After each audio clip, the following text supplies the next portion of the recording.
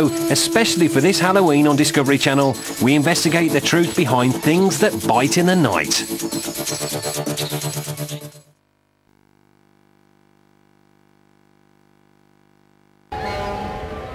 In tribute to the town where he first heard the name Dracula, Stoker chose Whitby as the location where the evil count arrives in Britain. Its role in his novel has made it Britain's vampire capital.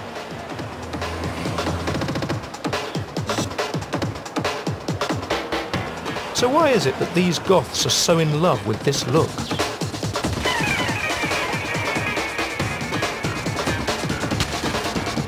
We just like the whole scene, you know. It's a great friendly place to come. Bringing that dark side out, it's a balance between the two, the dark and the light. I mean, they tend to dress that way, but then you get them in a room and they tend to be very bouncy and bubbly. Yeah, we look the look, but we don't talk the talk. No, we don't. Vampirism for these Goths seems mainly about fashion. But some would-be Draculas take their search for vampiric perfection to extreme and obsessive lengths.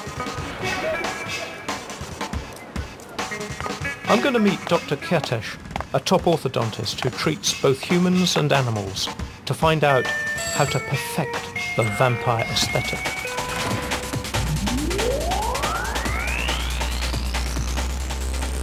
She's looking to increase the size of her canine teeth to look like a vampire. Did you have crowns in mind? Is that the basic concept that you had in mind?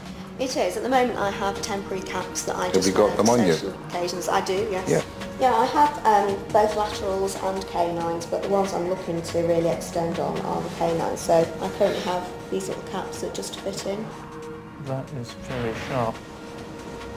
I wouldn't wear them to Sainsbury's, but sometimes if I'm going somewhere and I've got them in, and I have had, if I've been in conversation on a bus, I've had people looking at me very funny.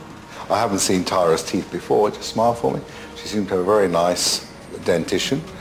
Superficially look very healthy. So to extract the canines and put implants in his teeth would be mutilation. Right. Smile for me once. Well, they look somewhat caniform. They're actually quite large and sharp.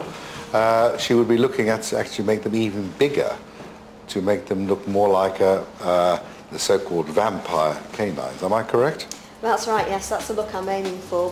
This is what a canine looks like, and that is the length of the crown, and that is how much support you have, and that is probably the longest root in the mouth. Tara may like the idea of having fangs like Dracula, but could teeth like this actually do the job required of the vampire? Is there any way that such fangs would leave 2 neat puncture marks in the ravished victim's neck? Or would the reality be a lot messier? If Tara was in a vampire movie, we'd classically see here a couple of the pinpricks. In your London Zoo work, I mean, you see attack animals with big canines.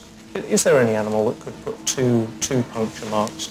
Well, let's presume that this is the jaw of an animal that goes in for a bite. But if you bit on her neck, for example, you would get a punch mark on the lower jaw and a punch mark from the upper jaw as well. So there would be 4 punch marks. I only know a few animals that would attack like that. One would be a walrus. Not many of those in vampire films. Not a lot, to my knowledge.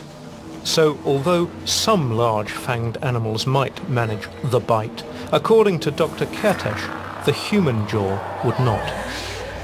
So those 2 clean punch marks of movie fame are completely mythical? In my opinion, probably so, yes.